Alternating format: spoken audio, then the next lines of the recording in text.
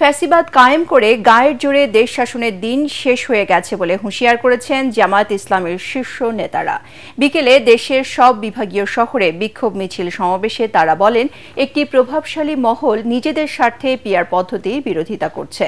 এই পদ্ধতিতে নির্বাচন ছাড়া দেশের জনগণ মেনে নেবে না বলেও দাবি করেন দলটির কেন্দ্রীয় নেতারা। জুলাই সনদের বাস্তবায়ন না হলে দেশে পুনরায় নতুন করে ফ্যাসিবাদ ফিরে আসবে বলেও আশঙ্কা তাদের। আমাদের প্রতিনিধিদের পাঠানো তথ্য ছবিতে আরও জানাচ্ছেন মুশফিকুর রহমান। জুলাই সনদের ভিত্তিতে আগামী ফেব্রুয়ারিতে জাতীয় নির্বাচন এবং পিআর সহ 5 দফা দাবিতে 3 দিনের কর্মসূচি পালন করছে জামায়াতে ইসলামী। শুক্রবার দ্বিতীয় দিনে দেশের 7 বিভাগীয় শহরে বিক্ষোভ মিছিল করে দলটি। বিকেলে রংপুর পাবলিক লাইব্রেরি মাঠে জামাতের বিক্ষোভ সমাবেশ ও মিছিলে অংশ নেন দলের সেক্রেটারি জেনারেল মিয়া গোলাম পরওয়ার।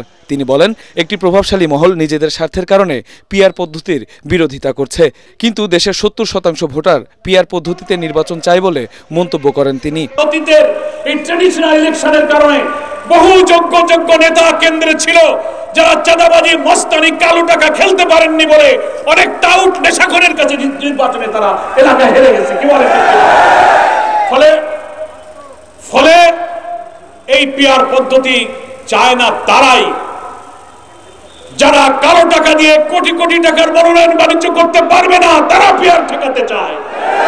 সকল দলের প্রতিনিধিত্বের মধ্য দিয়ে একটি অংশীদারিত্বের সরকার আসলে কর্তৃত্ববাদী সরকারের শাসন চালাতে পারবে না যারা, তারা পিআর ঠেকাতে চায়। এই জন্য তারা পিআরের বিরোধিতা করছে। সব মশার বিরুদ্ধে সুরক্ষা দিতে এলো বসুন্ধরা এক্সট্রিম অ্যারোসল, মশার বিরুদ্ধে এক্সট্রিম সুরক্ষা। বরিশালে বিক্ষোভে অংশ নেন জামায়াতের নায়েবে আমির অধ্যাপক মুজিবুর রহমান। বলেন, ফ্যাসিস্ট আওয়ামী লীগের দোসর 14 দলের কার্যক্রম নিষিদ্ধ করতে হবে। বাংলাদেশের মানুষ ফ্যাসিস্ট সরকারকে চিনে ফেলেছে, এই ফ্যাসিস্টদের দোসরদেরকেও চিনে ফেলেছে, যার ফলে আগামী দিনে ফ্যাসিস্ট আসতে পারবে না। এবং ফ্যাসিস্টদের দোসর যে জাতীয় পার্টি এবং 14 দল যেভাবে তাদেরকে সহযোগিতা করেছে, তাদেরও বাংলাদেশের কোনো জায়গা হবে না।